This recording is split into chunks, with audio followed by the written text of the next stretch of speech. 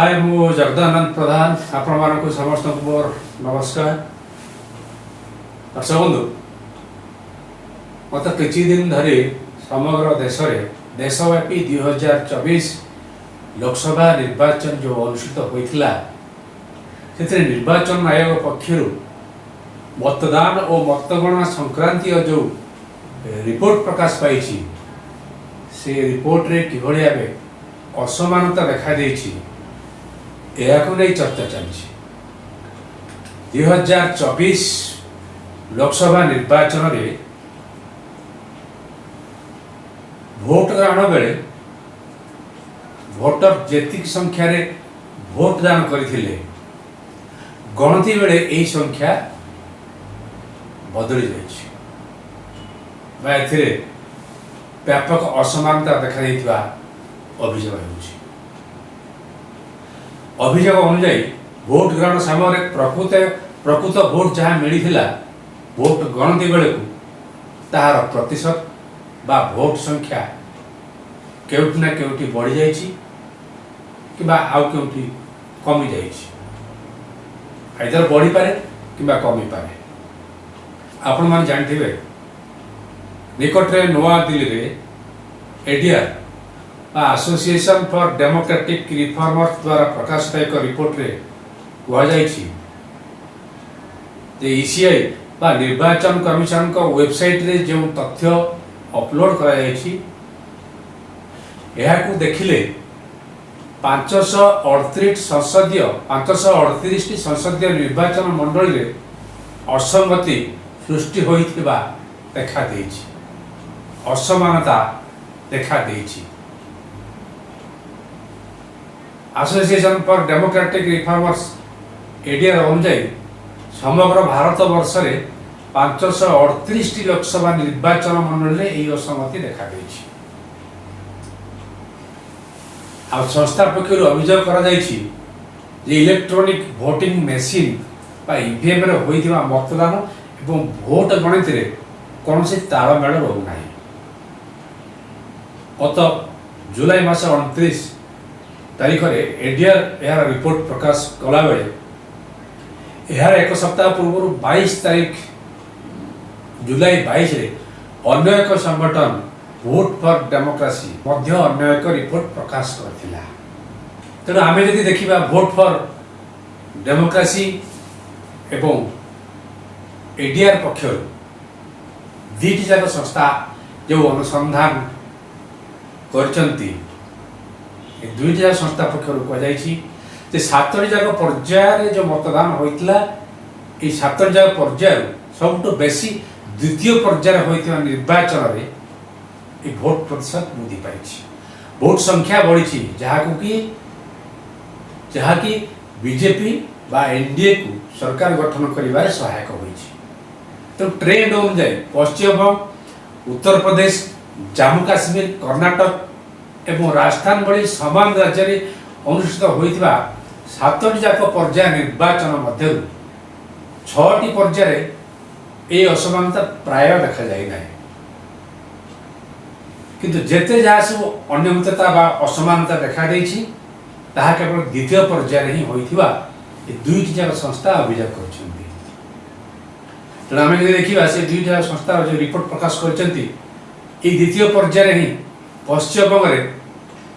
BJP को 3टी आसन मिली, उत्तर प्रदेश 8टी, मध्य प्रदेश में 6टी ରୁ 6टी आसन विजय होती, छत्तीसगढ़ में 3टी, त्रिपुरा एवं जम्मू काश्मीर में गोटे लेखाएं आसन अख्तियार कर। कर्नाटक में जो द्वितीय फेज इलेक्शन होता 14टी आसन 12टी जीति बीजेपी, राजस्थान में 13टी ରୁ 10टी आसन जीति। आपण मैंने जानी दर्शक बंधु 2024 निर्वाचन में उत्तर प्रदेश में बीजेपी बहुत खराब प्रदर्शन करिछि। दल 2019 में 63टी आसन अख्तियार करथिला किंतु 2024 निर्वाचन में यह मात्र 33टी सीट पाइछि, 33 आसन में खसी आछि। तेणु एडीआर यार रिपोर्ट रे कहिछि जे एप्रिल जून मध्य अनुष्ठित होइता साधारण निर्वाचन में उत्तर प्रदेश महाराष्ट्र बिहार राजस्थान पश्चिमबंग एवं मध्य प्रदेश ସେମାନଙ୍କର ସମସ୍ତ ଲୋକସଭା ଆସନରେ मतदान असंगति सृष्टि होइछि। In 538 constituencies there is a difference, किसी में कम है किसी में ज्यादा।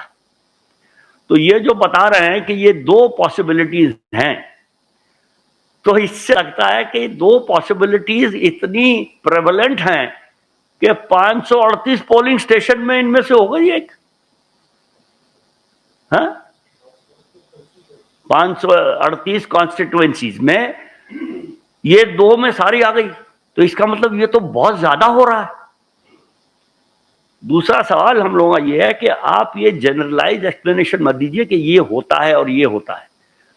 तो भाई डॉक्टर के पास जाइए कि जी मेरे यहाँ दर्द हो रहा था, अभी 15 दिन पहले ऑपरेशन हुआ है, कि मेरे यहाँ दर्द हो रहा है। डॉक्टर कहेगा सर इसके 4 वजह हैं, इन वजह से हो जाता है। मैं कहता हूं मुझे 4 में इंटरेस्ट नहीं है, मुझे क्या हो रहा है वो बताओ। तो हम ये कह रहे हैं कि ये जो 538 कॉन्स्टिट्युएंसी हैं, इनमें हर कॉन्स्टिट्युएंसी का बताइए कि क्यों हुआ ये डिफरेंस। अगर ये दो ही हैं तो दोनों में से कौन सी अलीपुर द्वार में है, कौन सी चंडीगढ़ में है, कौन सी तमिलनाडु में या फलानी पुडुचेरी कॉन्स्टिट्युएंसी में, वो नहीं बताते। ये भी एक ट्विटर पे एक्सप्लेनेशन दिया गया। ट्विटर को जो आप लोग देखते हैं, मैं भी कभी कभी देखता हूं, उस पर जो चीजें लिखती हैं उन पर विश्वास करना मुश्किल है। तो अगर ये चाहते हैं इलेक्शन कमीशन या यूपी के सीईओ के हम उनके ट्विटर की पोस्ट को देख के सेटिस्फाई हो जाएं तो जरा जाती है।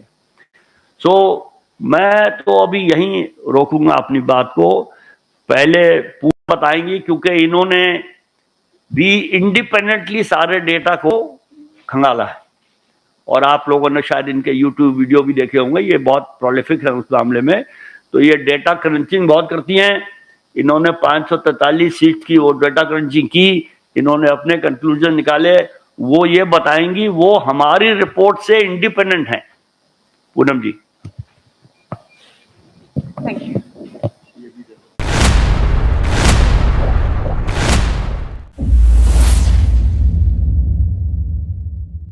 के दौरान 2024 के लोकसभा इलेक्शंस के दौरान काफी चीजें कंट्रोवर्सी में आई थी इलेक्शन कमीशन से रिलेटेड। पहला कंट्रोवर्सी जो सबसे ज्यादा तेजी पे रहा वो था वोट्स पोल्ड का डेटा, जो कि इलेक्शन कमीशन ने परसेंटेजेस में रिलीज किया था। और अगर आपको याद हो तो पहले फेज का जो वोटर टर्नआउट डेटा उन्होंने रिलीज किया था, उस पर काफी चर्चा भी हुई थी और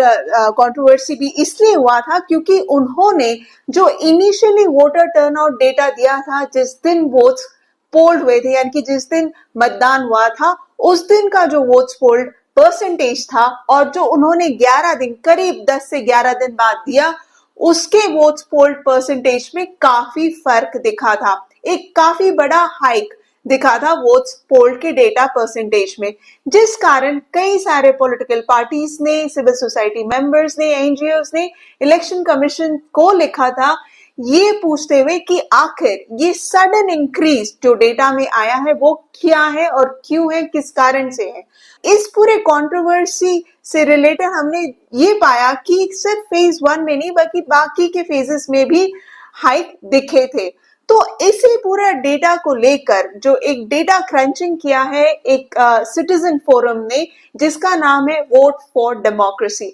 इन्होंने एक रिपोर्ट जारी की है और एक प्रेस कॉन्फ्रेंस भी किया था इसी हफ्ते, और ये जो रिपोर्ट है वो 226 पन्नों का बहुत ही डिटेल्ड रिपोर्ट है। ये जो फोरम है, इस फोरम के सदस्य काफी सारे आईएएस ऑफिसर्स हैं, सिविल सोसाइटी मेंबर्स हैं, एक्सपर्ट्स हैं, जिन्होंने ये डेटा क्रंचिंग इलेक्शंस के रिजल्ट्स डिक्लेयर होने के बाद से किया है। सो करीब करीब आप लगा लीजिए 4 जून से लेकर अभी तक का समय, जो करीब 1 महीने से ऊपर आता है। तो इस डेटा में उन्होंने क्या पाया है? सबसे पहला तो उन्होंने ये पाया है कि जो हाइक उन्हें दिखा वोट्स पोल्ड के परसेंटेज में, यानी कि इनिशियली जो उन्होंने जिस दिन मतदान हुआ वो डेटा जो एसीआई ने रिलीज किया था इलेक्शन कमीशन ने, और जो डेटा जो परसेंटेज उन्होंने बाद में रिलीज किया, ये जो हाइक दिखा था उस पर उन्होंने डेटा क्रंचिंग की है। उन्होंने एक एग्जैक्ट फिगर जारी किया है। उनके हिसाब से जो हाइक वोट्स में देखे गए हैं वो प्रिसाइज नंबर उन्होंने कहा है कि 4,65,46,885, यानी कि करीब करीब 5 करोड़ के आसपास वोट्स हाइक दिखे हैं। और उन्होंने ये कहा है कि परसेंटेज वाइज अगर हम ले तो 3.2% से लेके 6.32% तक का हाइक दिखा है उन्हें 7 फेजेस के डेटा क्रंचिंग के बाद। तो ये आप समझ सकते हैं कि ये एक बहुत बड़ा प्रोसेस है, बहुत लंबा चौड़ा माइन्यूटली किया गया रिसर्च वर्क है जो कि इस फोरम ने किया है। इसके अलावा जो डेटा क्रंचिंग के बाद उन्होंने फर्दर जब इस पर डेटा क्रंचिंग किया कॉन्स्टिट्यूएंसी वाइज उन्होंने एक एक कॉन्स्टिट्यूएंसी को लिया और देखा कि एक कॉन्स्टिट्यूएंसी में अगर उन्होंने हाइक देखा है, वोट्स पोल के डेटा में हाइक देखा है, तो वो कितना परसेंटेज है और कितने वोट्स का हाइक देखा है। क्योंकि अगर आपको याद हो तो इलेक्शन कमीशन ने बाद में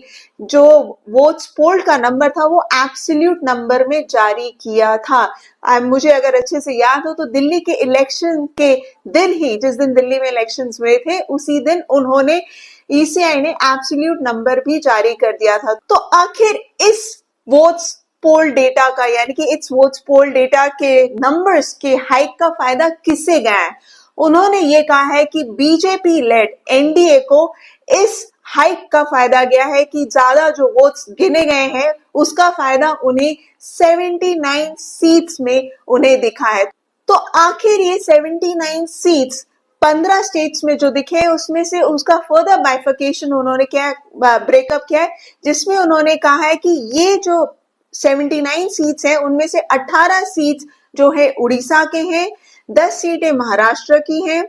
11 सीटें महाराष्ट्र की हैं, 10 सीटें हैं वेस्ट बंगाल से, 7 सीट्स हैं आंध्र प्रदेश से, 6 कर्नाटका की सीटें हैं, 5 छत्तीसगढ़ और राजस्थान में है। फिर उसके बाद आता है हरियाणा में, बिहार और मध्य प्रदेश और तेलंगाना, और चारों स्टेट्स में 3-3 सीट्स उन्होंने पाया है। 2 सीटें असम से है और 1 अरुणाचल प्रदेश, 1 गुजरात और 1 केरल से। तो उन्होंने ये जो 79 सीट्स का जो उन्होंने एनालिसिस किया है उसमें ये कहा है कि बीजेपी लेड एनडीए को इसका काफी फायदा हुआ है। इसके अलावा इस रिपोर्ट में उन्होंने इस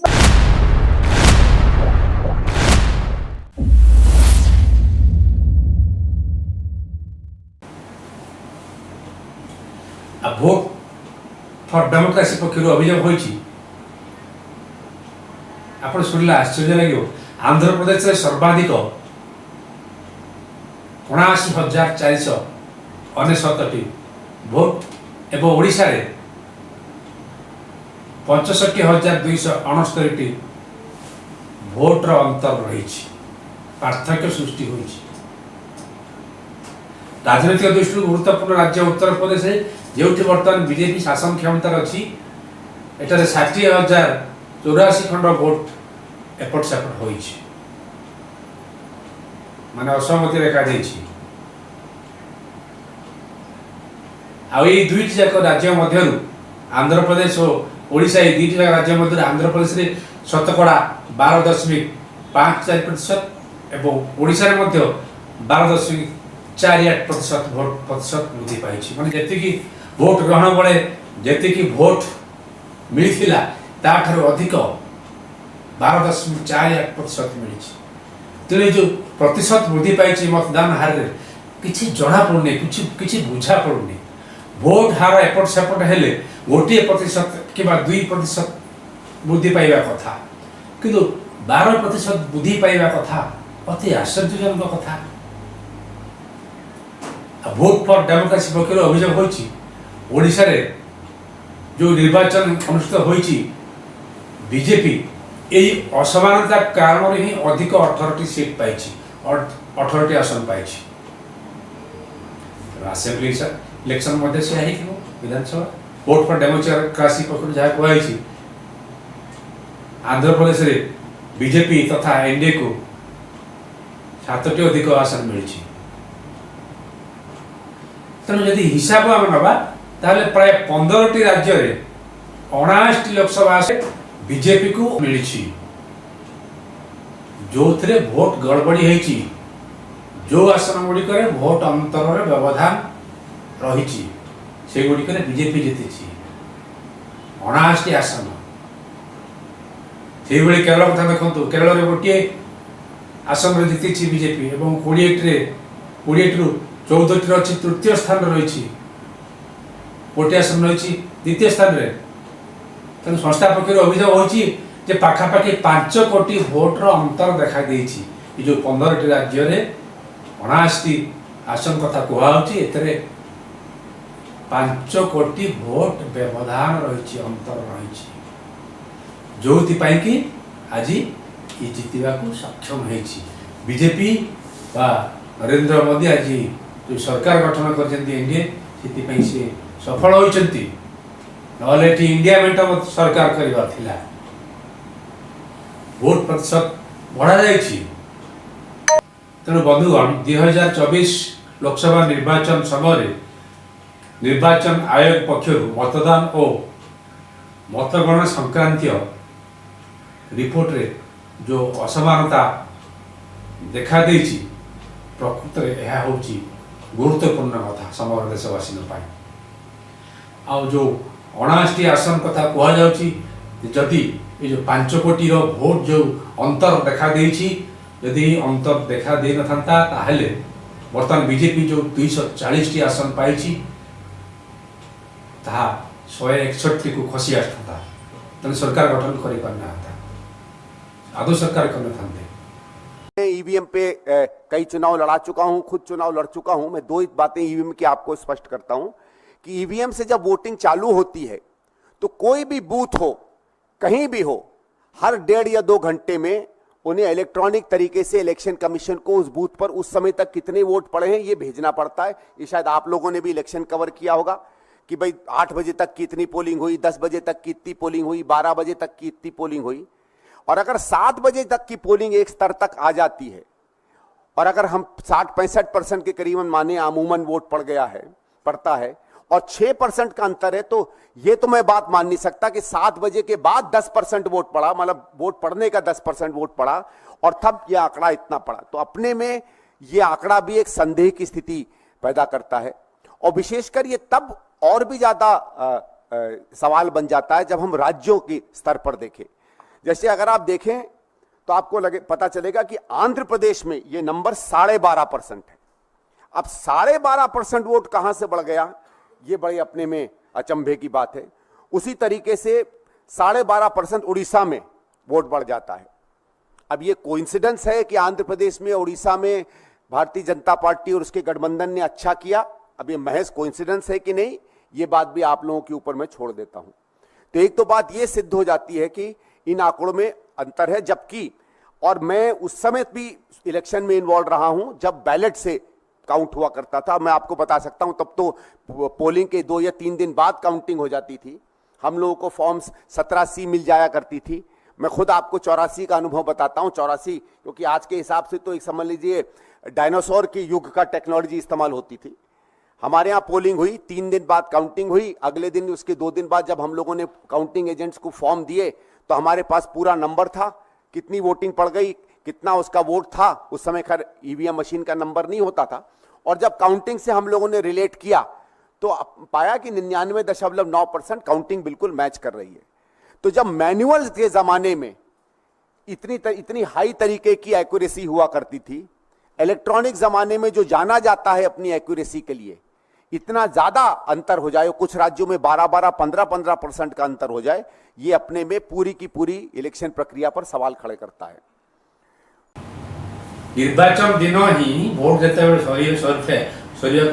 होगा बसता है 7:45 कि 8टा भितर सरी है। जदि भी समय थो सकाल सुधा रिपोर्ट मिल जाए कथा।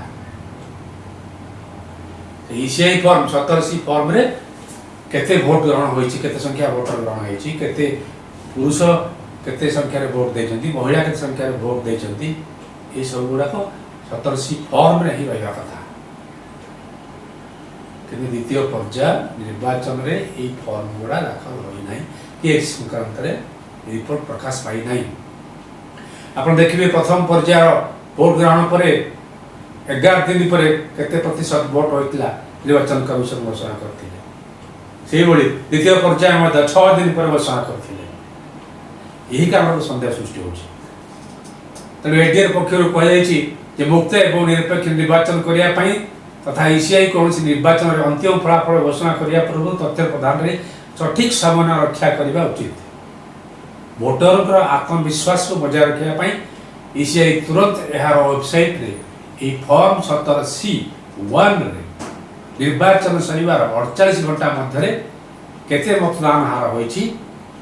एवं तन्मध्यरु भोटर को संख्या केते महिला भोटर को संख्या केते एवं सेମାନଙ୍କ मध्यरु पुरुष भोटर संख्या केते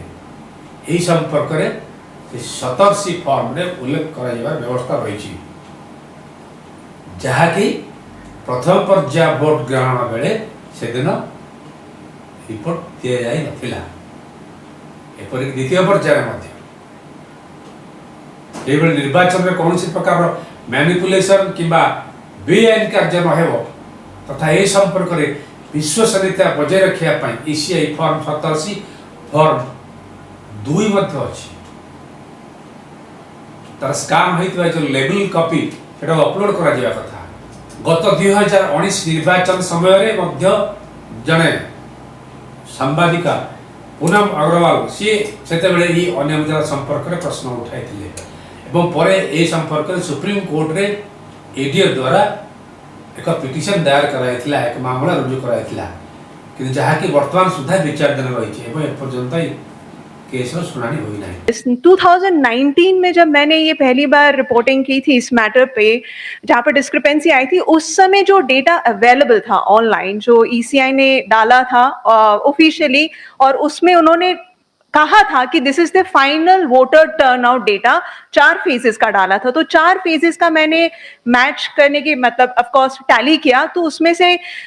373 में डेटा मैच नहीं किया तो उसमें मैंने रिपोर्टिंग भी की थी द फैक्ट दैट कि उस समय वो जब मैं रिपोर्टिंग की तो उन्होंने डेटा जो विड्रॉ कर लिया वेबसाइट से कोई एक्सप्लेनेशन नहीं दिया उस पर बाद में एडीआर ने ऑफ कोर्स इस पे पीआईएल फाइल किया तो उनको जो भी कोर्ट में मैटर पेंडिंग है but what is even more interesting कि काउंटिंग के वक्त तो जो डेटा अपलोड होता है हुआ रिजल्ट्स आउट हुए लेकिन सितंबर में जो भी इलेक्शन कमीशन यहाँ फॉलो करता हो या थोड़ा भी जिसको जानकारी हो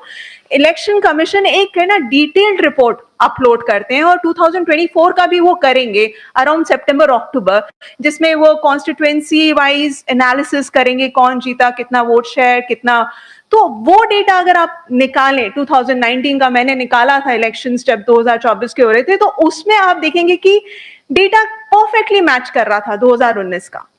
तो जो डेटा पहले नहीं मैच कर रहा था रिजल्ट के पहले जो उन्होंने अपलोड किया था वोट्स पोल का वो एकदम परफेक्टली मैच कर रहा था except for I feel may be 4 या 5 कॉन्स्टिट्यूएंसीज को छोड़ के तो जब 2019 का डेटा इतना परफेक्टली मैच कर रहा है तो अब 2024 का जो डेटा हमारे पास है उसमें क्यों नहीं मैच कर रहा अगर उस समय मैच करा जा सकता था जब टेक्नोलॉजी वाइज आई प्रिज्यूम कि इलेक्शन कमीशन उतना वेल इक्विप्ड नहीं था but over the 5 years they are better equipped तो अब वो डेटा क्यों नहीं वो अच्छे से analysis I should not say analysis but counting क्यों नहीं रोबस्ट वे से कर रहे हैं क्यों वोट्स पोल का जो डेटा वो अपलोड करते हैं उसमें प्रॉब्लम्स आ रही है तो दिस रेजेस क्वेश्चन आपको लगता है कि ईवीएम है कुछ ना कुछ तो है ईवीएम में मैं मॉडल ऑफ कंडक्ट जब चुनाव हुआ लागू हुआ उस समय मैंने देखा कि कुछ लोगों पर मेहरबान रही सरकार और कमीशन भी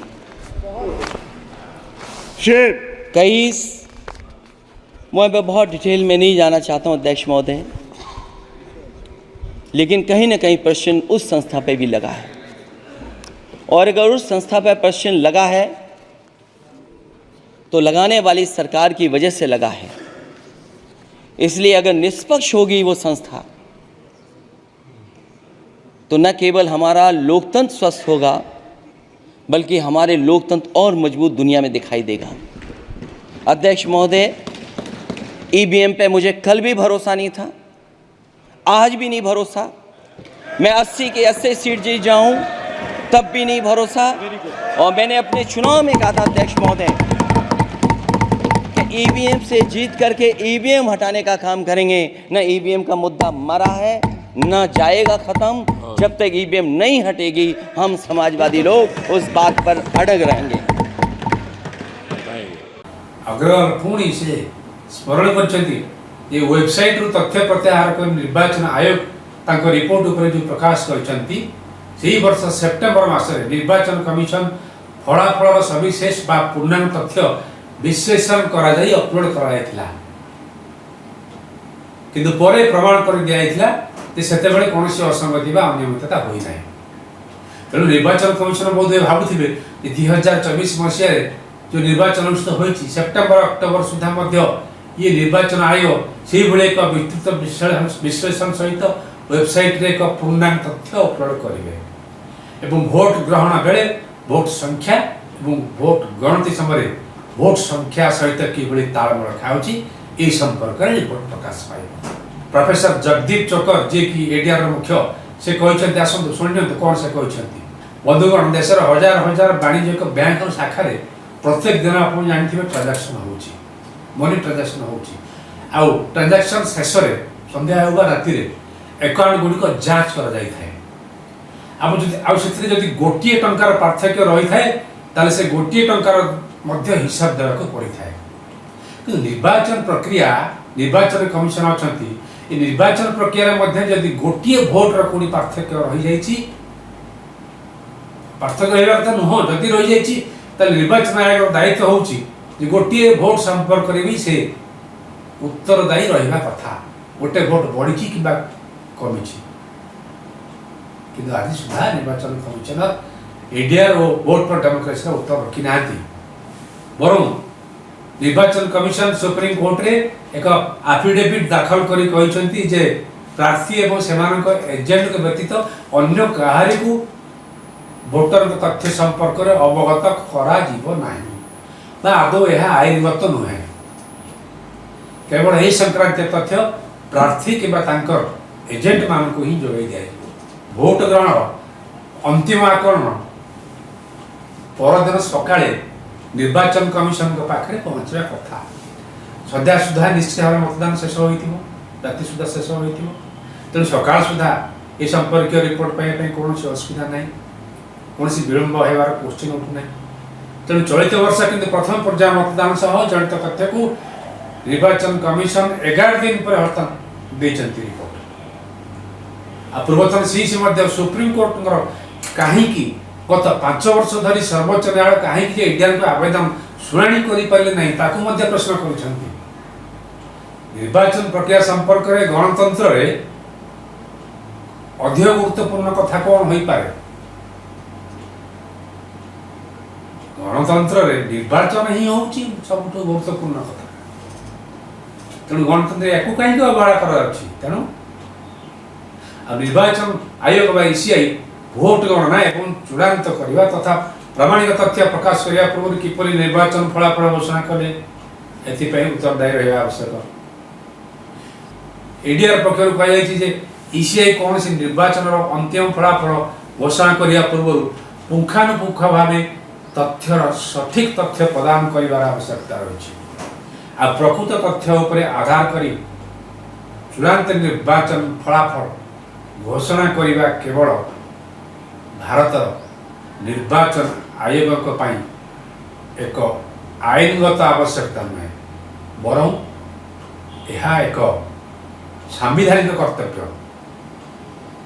जहाँकि भारतीय संविधान धारा 19 एक क सहित जोड़ा धारा 324 अनुଯାयी धार्य कर निर्वाचन कमिशन